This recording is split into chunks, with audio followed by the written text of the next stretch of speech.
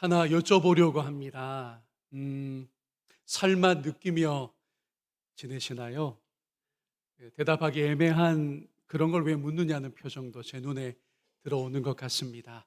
살맛 나서 사는 사람이 과연 얼마나 될까요? 그저 살아야 하니까 사는 노인 세 분이 있습니다. 두 분은 남자분들인데 폐지를 수거하다가 서로 마주치게 됐어요. 이 구역을 침범했다며 싸움이 붙었는데 되레 가까워지게 됩니다. 이 두 사람 모두 혼자 살아온 지가 오래 되었습니다. 한 분은 아들이 둘이 있는데 의절하듯 외국에 훌쩍 떠나버렸고 20년째 연락이 없어요. 또 한 분은 아예 가정을 이루질 못했습니다. 젊은 날 좋아했던 아가씨가 있었는데 놓친 후로 추억하며 수십 년을 혼자 살고 있는 것입니다. 두 인생 모두 살맛 안 나는 하루하루입니다. 줄곧 혼밥을 먹으니까 늘 밥맛도 없어요. 그러다가 두 사람이 만났고 밥 친구가 되길 시작합니다. 뭘 좀 먹어야겠다는 생각이 오랜만에 났는데 떠오른 음식은 쇠고기 뭇국이었습니다. 고기는 슬쩍해서 두 분 중에 한 분이 구했는데 물을 사야 했습니다. 채소 노점을 하는 여자 노인에게서 물을 하나 구했습니다. 자, 그런데 물을 어떤 두께로 썰어야 하는지, 더 중요하게는 국 간은 어떻게 맞춰야 하는지 알 리가 없죠. 그래서 그 여자 노인에게 염치 없이 와서 끓여달라고 셋이 같이 먹자고 제안을 합니다. 경우에 없는 일이지만 어찌어찌 그 여자 어르신이 찾아와서 묵국을 맛있게 끓입니다. 셋이 함께 식사를 나눕니다. 이걸 계기로 통성명하고 친해지길 시작합니다. 삼총사가 되었습니다. 살맛이 나기 시작합니다. 그 살맛은 입맛을 돋우었고 어울려서 고깃집을 다니기 시작하는 거예요. 하지만 이 세 노인 모두 뭐가 없었을까요? 돈이 없습니다. 꾀를 내어 무전 취식을 감행합니다. 심장이 콩닥콩닥했지만 한번 성공하고 나자 또 다른 곳에 가서 고기 맛을 즐기고 다음 주에는 아예 강남으로 진출해서 또 고기를 먹습니다. 이들의 행위 자체는 비난받아야 하겠지만 그보다는 마지못해 살던 분들이 살맛을 되찾기 시작한다라고 하는 이 따뜻한 영화의 줄거리가 있어요. 고기 맛과 함께 살맛이 살아납니다. 사람과 고기라는 영화에서 한 토막을 들려드렸습니다. 여러분, 산다는 것은요, 맛과 함께 갑니다. 달리 말하면 입맛이 없는 분들은요, 살맛도 들여다보면 별로 없을 겁니다. 그래서 흔히 이런 표현을 쓰잖아요. 살 맛이 난다. 일할 맛이 난다. 저 같은 목사들은요, 목회할 맛이 나야 즐겁게 목회를 할 수 있습니다. 실제 음식은 더 말할 필요가 없겠죠. 입맛 좋은 분들이 삶의 의지도, 그죠? 살 맛도 그래서 있는 겁니다. 맛있다는 감각이 생각보다 중요하다는 거예요. 미각은요, 살아있음을 느끼게 만드는 것입니다. 이와 같아서 어느 원로 배우가 그 유명한 광고에서 바다를 배경으로 한마디 남겼잖아요. 니들이 개맛을 알아? 라고 하는 전무후무한 아주 유명한 대사가 있습니다. 저는 여러분에게 성경을 배경으로 이렇게 질문하고 싶어요. 여러분, 예수의 맛을 아십니까? 여러분, 예수님의 맛을 알면서 믿음 생활해 오고 계신 거냐고요. 우리가 예수님을 신앙한다는 건 무미 건조한 의무가 아닙니다. 예수라는 맛을 모른 채 교회 생활하는 것이어서는 곤란합니다.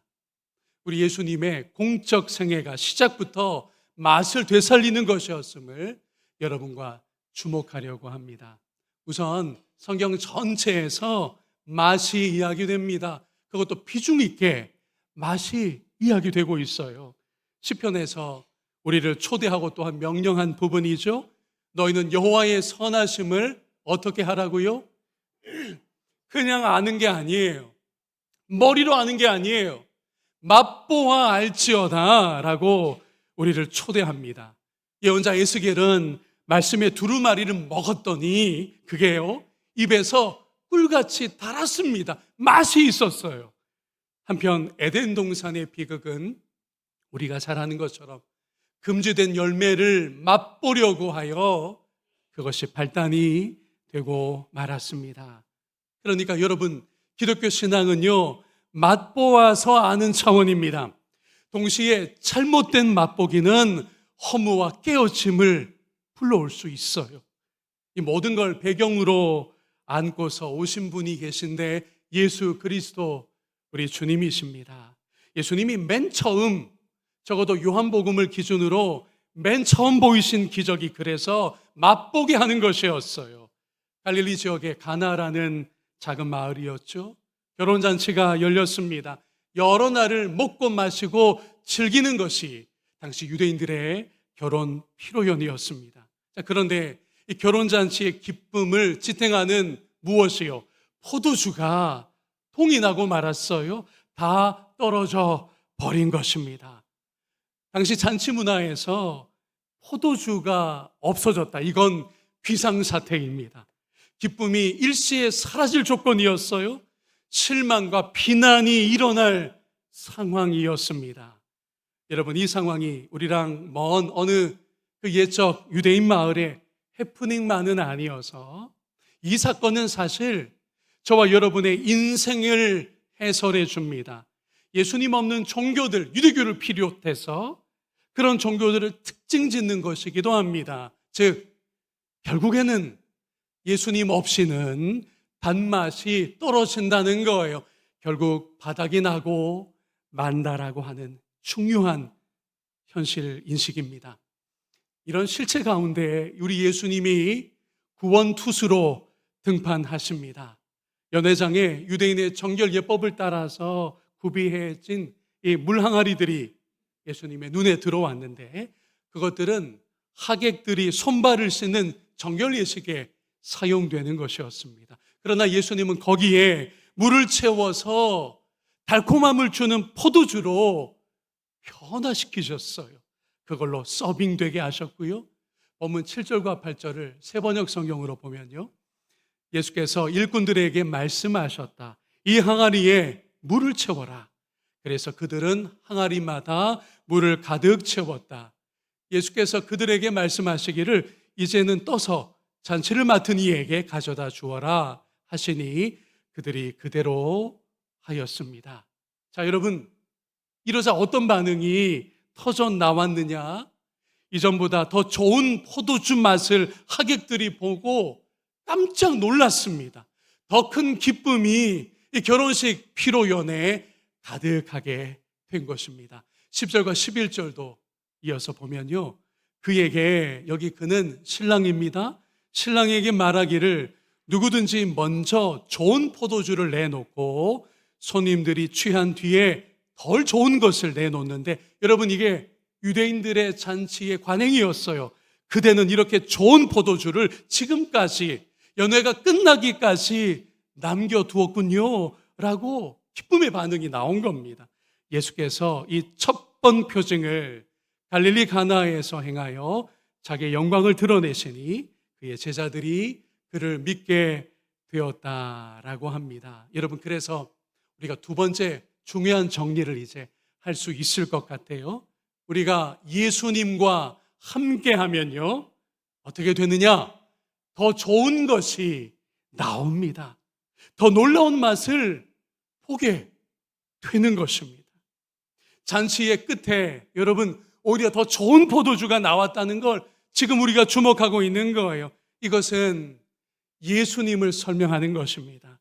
우리로 예수님을 다시 발견하게 하는 중요한 대목인데, 대표적으로 우리 예수님은 구약의 모세보다 더 좋은 분이십니다. 모세보다 위대하신 분입니다. 모세를 따라 그 옛적 이스라엘이 광야 길을 걸었습니다. 모세는 하나님의 언약의 말씀, 진리를 잘 대언했고요, 그 모세를 통해서 어쨌든 생명의 여정이 이어져 나가고 있었습니다. 그러나 예수님은 모세보다 더 좋은 분이셔서 참 모세가 되셔서 중요한 자기 계시의 말씀을 들려주신 바가 있어요. 그게 바로 내가 곧 길이요 진리요 생명이다라는 말씀이에요. 그 옛 언약 백성은 모세를 따라 길을 걸었습니다. 모세 입에서 전달된 하나님의 진리를 들었고요. 모세가 함께하고 있는 동안 그 죽음의 땅을 생명의 길로 걸어갈 수 있었는데, 예수님이 모세보다 더 좋은 분으로 마지막 때에 오신 거예요. 이걸 친히 말씀하신 게 바로 뭐라고요? 내가 곧 그 길이요 그 진리요 그 생명이다라고 말씀해 주셨던 겁니다. 예수님은 또한 성전보다 더 좋으신 분입니다. 참으로 예배하는 시대를 예수님께서 열어주셨죠. 사마리아 여자와의 대화 중에 이걸 분명히 말씀하셨습니다. 아니, 예수님 자신이 성전이 되셨습니다. 그러니 우리가 예수님을 이해하는 한 가지 중요한 관점은 예수님이 저 구약 시대보다 더 좋은 분으로 구약의 모든 밑그림의 성취로서 진정한 포도주로서 우리 가운데 오셨다라고 하는 이 관점이에요. 광야 요정에서 만나를 그들이 먹었지만 예수님은 참된 양식으로 하늘의 떡으로 이 땅에 오셔서 영생하게 하는 밥이 되어주신 줄로 믿습니다. 또한 예수님은 야곱의 우물보다 더 좋은 생수를 공급하시는 분이시기도 해요. 영적 목마름이 예수 안에서는 더 이상 없는 것입니다. 그리고 무엇보다 예수님은 참 목자로서 오셨습니다. 구약에 많은 목자들이 있었지만 모세도 그 중에 하나예요. 예수님은 더 좋은 목자, 참 목자로서 자기 목숨을 양들을 위하여 내어주는 우리의 유일한 목자로 오늘도 함께 하시는 줄로 믿습니다. 이것이 갈릴리 가나라는 동네에 이전까지 괜찮은 포도주가 나갔는데요, 사람들이 취해서 이제 알딸딸해지면 그저 중급 정도의 포도주가 나가는 거예요. 분간이 안 되니까요. 그러나 예수님으로 인해서 그 자신은 달라졌습니다. 오히려 마지막에 최상품 포도주가, 진정한 단맛이 공급되는 그 예수님의 표적은 누구를 사실은 해설하는 것이었다고요? 예수님이 어떤 분인지를 설명해 주는 것이었습니다. 이제 우리의 시선은 오늘 이 갈릴리 가나에서의 예수님의 기적을 표적이라고 부르는 대로 모아지려고 합니다. 떨어져 버린 포도주를 고급으로 되살려 하객에게 제공하신 이 기적을 표적 또는 표징이라고 불러요. 헬라말로 세메이온이라고 합니다. 여러분, 이 표적이라는 것은 기적 자체가 목적이 아니라고 하는 겁니다. 그 기적을 통해서 더 중요한 무언가를 가리켜 보이는 것, 이런 행동을 누가 펼칠 때 이것이 표적이요 표징이 되는데, 예수님의 갈릴리 가나의 이 기적이 그 표징입니다. 그러면 우리가 이렇게 질문해야 맞는 거예요. 예수님의 결혼잔치에서의 표적은 무엇을 가리켜 보이는 겁니까? 더 중요한 무엇이 그 사건을 통해서 가리켜지고 있었던 겁니까? 라고 하는 물음이죠. 여기가 가장 중요한데 귀를 기울이셔야 합니다, 여러분. 갈릴리 가나에서 예수님은 물로 포도주를 만드셨습니다. 그러나 후에는 예수님 자신이 포도주를 내신다고 하는 중요한 예수님 사역의 마지막 클라이막스를 이 요한복음 2장이 가리켜 보였다는 거예요. 어디서 무엇을 그러면 예수님이 하시는다는 걸까요? 예수님이 십자가에서 포도주 대신 자신의 붉은 피를 흘려주신다는 걸, 그 혼인잔치에 포도주를 공급하셨던 예수님의 그 기적이 가리켜 보이고 있었다는 겁니다. 여기에는 더 큰 스토리가 하나 담겨 있는데요, 바로 아담이 대표가 되어 하나님을 배반한 에덴에서의 그 아픈 사건입니다. 죄의 시작이 되고 타락이 되고 말았지요. 하나님께서 선악을 알게 하는 나무에 대하여 분명하게 주신 말씀이 있어요. 이건 창조주의 뜻입니다. 명령입니다. 피조물인 아담과 하와는 자발적으로 순종해야 했었고요. 그러나 거역하고 말았습니다. 우리 눈에 보암직한 대로 또 저 열매가 먹음직한 만큼 우리 뜻대로 하겠습니다. 피조물이 창조주를 거역하는, 불순종하는, 돌이킬 수 없는 시점이 벌어진 겁니다. 이 근본적인 죄가 그 후 옛 이스라엘의 죄와 더하여져서 하나님의 진노의 잔을 불러오게 되었어요. 아담 이후로 하나님을 떠난 인생들의 현실은 또한 쓴 잔 그 자체가 된 것이고요. 이에 우리 예수님이 오신 목적은 무엇이냐? 그 진노의 잔을 대신 마시는 겁니다. 우리 인생의 쓴 잔을 자기 육체에 쏟아붓는 거예요. 그리고서 우리에게는 무엇을 주신다는 걸까요? 우리에게는 좋은 포도주를 주신다는 겁니다. 우리에게는 단맛을 주신다는 거예요. 하늘아버지의 진노의 잔을 대신 마시고 모든 인생이 모양만 다를 뿐 결국 쓰디쓴 인생의 맛을 보게 되는데, 그것마저 다 갖고 가시고 우리에게는 참된 포도주, 진정한 단맛의 음료를 내어주시는 예수님이신 겁니다. 이것이 바로 십자가에서 그 나무 사형틀에서 예수님이 몸소 행하신 일이에요. 거기서 흘리신 그 피가 만민이 마시고 생명을 누리는 진정한 포도주가 되었습니다. 포도주보다 더 붉은 그 피가 오늘 우리의 고단하고 공허한 삶에 참된 단맛을 주시고 있는 줄로 또한 믿습니다. 그러면 이렇게 세 번째 요약을 할 수 있을 것 같아요.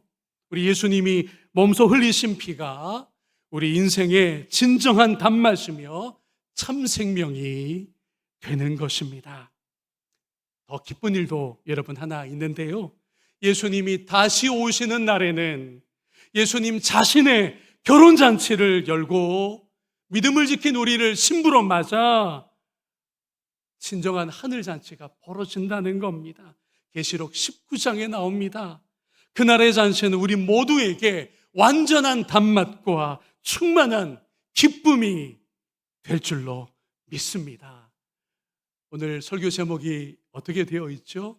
예수님은 단맛입니다. 우리 인생의 모든 쓴맛을 하나님의 진노의 그 아픈 잔마저 홀로 다 대신 감당하시고 마지막 십자가를 통하여 흘리신 그 보혈로 하늘의 음료 삼아 주셨으며, 다시 오시는 그날에는 갈릴리 가나의 남의 집의 혼인잔치가 아니라 어린 양이신 예수님의 본인의 혼인잔치를 여시고 우리 모두를 귀빈으로, 아니 신부로 맞아들여서 마지막 온전한 단맛을, 진정한 포도주를 누리게 하실 줄로 믿습니다. 요한복음 2장이 어디까지 가느냐? 계시록 19장까지 이렇게 이어지고 있는 겁니다. 그 한복판에는 뭐가 높이 세워져 있지요? 십자가가. 그러니 여러분, 요한복음 15장에서 포도나무를 말씀하셨는데 결국 십자가라고는 나무에서 예수님이 우리를 위한 참된 음료를, 피를, 포도주를 흘려 주신 것입니다. 이것을 예수님이 같은 그 포도나무 말씀이 있는 15장에서 기쁨이라는 단어로 살짝 바꾸어 이렇게까지 말씀하시고 있어요. 15장 11절을 함께 읽을까요? 내가 너희에게 이러한 말을 한 것은, 여러분 이러한 말이 뭐냐 하면 요한복음 15장의 포도나무의 말씀이에요. 그 궁극적인 목적 이제 나옵니다. 계속 읽습니다. 내 기쁨이 너희 안에 있게 하고 또 너희의 기쁨이 적당한 수준이 아니라 넘치게 하려는 것이다. 아멘. 이것이 예수님이 이 땅에 오신 십자가를 또한 앞두고 그게 무슨 사역이 될지 가장 아름답게 선언해 주신 대목입니다. 바로 여기에서 우리는 기독교 지성인이요 세계적인 작가인 나니아 연대기도 이분의 작품에 포함되어 있는데요, C.S. 루이스를 소환하게 됩니다. 그의 설교 9편이 영광의 무게라는 책 한 권에 묶였는데요, 이런 큰 주제가 거기에 담겨 있어요. 우리 인간은 깊은 갈망을 가진 존재다라는 거예요. 그 갈망을 성공이나 명예나 어떤 세상적인 쾌락으로 채우려 한다는 통찰이 아울러 거기 있습니다. C.S. 루이스는 이 모든 걸 통찰하고 깊이 짚어낸 바가 있는데 이겁니다. 인간의 문제는 너무 큰 욕망이 아니라 이걸 잘 이해해야 합니다. 오히려 너무 작은 욕망이 인간의 큰 문제라는 거예요. 이런 뜻입니다. 하나님의 기쁨이 있는데 그것 대신 고작 잠깐 있는 단맛을 갈망한다는 겁니다. 하나님의 영광에 참여하게 하시는데 우리는 잠깐 머물 영광을 추구하고 있다라는 거예요. 그가 이런 비유도 덧붙였습니다. 우리가 멋진 바닷가에서 휴가를 보내면 좋잖아요. 자유와 기쁨을 만끽할 수 있습니다. 멋진 두꺼비집도 툭툭 쳐가며 만들 수 있어요. 그런데 우리가 하는 모습은 뭐냐 하면 저기 어두운 뒷골목에 주저앉아서 그저 진흙으로 호떡을 만들어 시시한 소꿉장난이나 하고 있다라는 거예요. 그러니까 C.S. 루이스는 정확했습니다. 인간의 근본 문제는 오히려 큰 욕망을 갖지 못해서라는 거예요. 이 정도 작은 욕망을 가지고 모조품 체험 속에서 그저 짧은 단맛이 지나가며 또 다른 단맛이 없나 찾아 나서는 이 정도 인생밖에 안 된다는 게 인간의 한계라는 것입니다. 우리는 여기에서 예수님의 손을 다시 붙잡게 됩니다. 우리 예수님은 포도주를 주시는데 우리는 혹 보잘것없는 단맛이나 찾고 있지는 않습니까? 예수님은 자기 자신을 내어주시는데 우리는 예수님을 통해서 문제 해결이나 얻으려고 하고 있지는 않느냐라는 거예요. 예수님은 참된 기쁨의 잔치를 베푸시는데 우리는 그 기쁨을 모른 채 나 지옥 가면 어떻게 하지? 두려움으로 믿음 생활하고 있지는 않느냐라는 것입니다. 저는 소망합니다. 저와 여러분이 예수님에게 정말 큰 것을 기댈 수 있으면 좋겠어요. 예수님께 모든 것을 거는, 예수님께 가장 큰 욕망을 투사할 수 있는 저와 여러분이기를 축복합니다.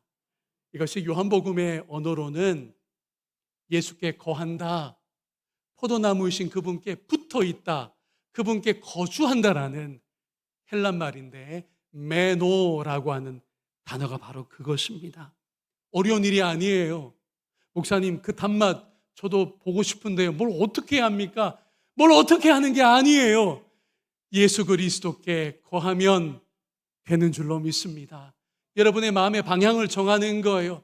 여러분 인생의 중심을 예수께로 가지고 나가는 겁니다. 그러면 예수님, 당신은 참으로 내 인생에 단맛을 주시는 분이 맞군요 라고 하며 쓴맛을 뒤로 하고 예수님이 주시는 그 진정한 보혈로 허락되는 단맛이 여러분의 음료가 될 줄로 믿습니다. 둘러보면요, 사람들은 여전히 짧은 유효기간만 가진 달콤함을 추구합니다. 그리고 세상은 더 달콤한 것이 있다며 사람들의 마음과 충성을 계속 붙들어 두고 있고요. 하지만 결국에 갈릴리 가나의 혼인잔치에서 포도주가 동이 났듯이 사랑도 성공도 젊음도 언젠가는 그 맛을 잃을 수밖에 없습니다. 흔히 이런 세상적인 갈망과 추구는 사람을 투영하여 해나가게 되죠. 그러다 보면 돌아오는 것은 실망이요 허탈함일 때가 적지 않습니다. 어느 유행가의 가사처럼 정 주고 마음 주고 사랑도 줬지만 지금은 남이 되어 떠나가느냐, 그리고 막 절규하잖아요. 마지막에 이별의 알품일랑 가져가다오. 결론이 뭐예요? 늘 찬송가만 부르는 모습처럼 목사님 좀 낯선데요, 모르겠는데요 라는 눈빛을 많이 보내셨는데 얄미운 사람이죠. 여러분, 이 얄미운 사람 정도면 양반입니다. 나쁜 놈들이 적지 않아요. 오히려 상처만 주는 남자들, 오히려 아픔만 남기는 여자들 어디 한두 경우입니까? 그렇게 당하면서도 또 사람 찾고 또 세상의 짧은 단맛을 추구하는 것이 우리 이웃들이요, 방황하고 있는 우리 주변의 동료 인간들이라는 거예요. 그러나 오늘 우리에게는 누가 함께하고 계시죠? 찬송가에는 그대로예요. 이런 진실하신 친구 찾아볼 수 있을까?